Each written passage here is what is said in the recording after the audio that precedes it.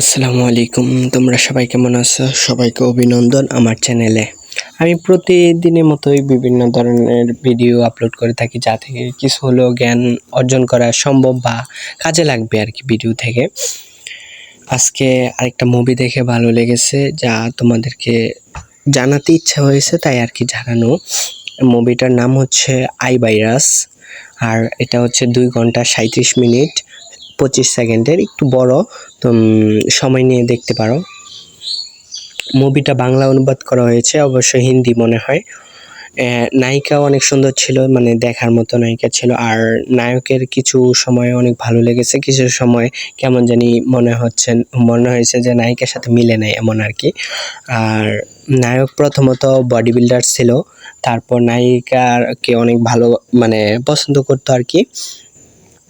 পরে নায়িকার কথা অনুযায়ী পরে অ্যাডে চলে গেছে, অ্যাড করতে। মানে অভিজ্ঞতা ছিল না, কিন্তু নায়িকা সবগুলো নিজে থেকে ঠিক করে নিয়েছে আর কি।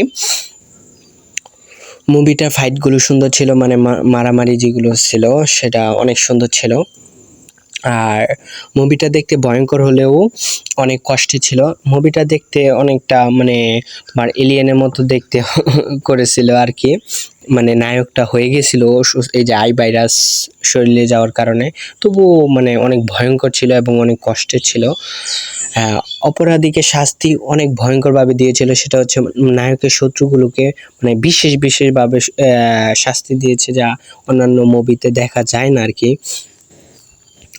আর নায়কের কঠিন পরিস্থিতিতে বন্ধু পাশে ছিল, সেটা হচ্ছে তোমার নায়কের একটা বন্ধু ছিল। নায়কের এই কঠিন যে সময় কেউ পাশে নাই, তবুও নায়কের বন্ধু পাশে ছিল এবং নায়ককে সাহায্য করেছে। আর নায়িকা পাশে ছিল, মানে অনেক সময় আছে না যে পাশে থাকে না, যে বাস্তবেই দেখো একজন যখন বিপদে পড়ে অন্যজন সামনে গিয়ে পিছনে যখন ফিরে তখন হাসা শুরু করে। কিন্তু নায়কের কঠিন পরিস্থিতি যেখানে সম্ভব না জীবনসঙ্গী বানানো, তা থেকেও নায়ককে সুস্থ করে নিজের জীবনসঙ্গী বানিয়ে নিয়েছে আর কি। আর নায়িকা মানে শেষ পর্যন্ত নায়ককে তার এমন কঠিন পরিস্থিতি যেখানে মারা যাবে নায়কটা, তবুও সেখান থেকে ফিরিয়ে নিয়ে সুস্থ করেছে এবং তাদের জীবনটা শুরু করেছে। সেখানেই মুভিটা সমাপ্ত। আর আরেকটা কথা হচ্ছে, কখনো কাউকে রূপ আর সম্পদ দেখে ভালোবেসো না, দুটি একই সময়ে। মানে কখনো কাউকে যদি তুমি রূপ বা সম্পদ দেখে কাউকে পছন্দ করো বা ভালোবাসো, তাহলে দেখবে একসময় এই দুইটাই চলে যায়।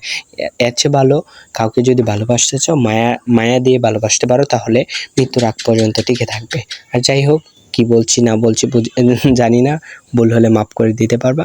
সবাই ভালো থেকো, সুস্থ থেকো। আল্লাহ হাফেজ।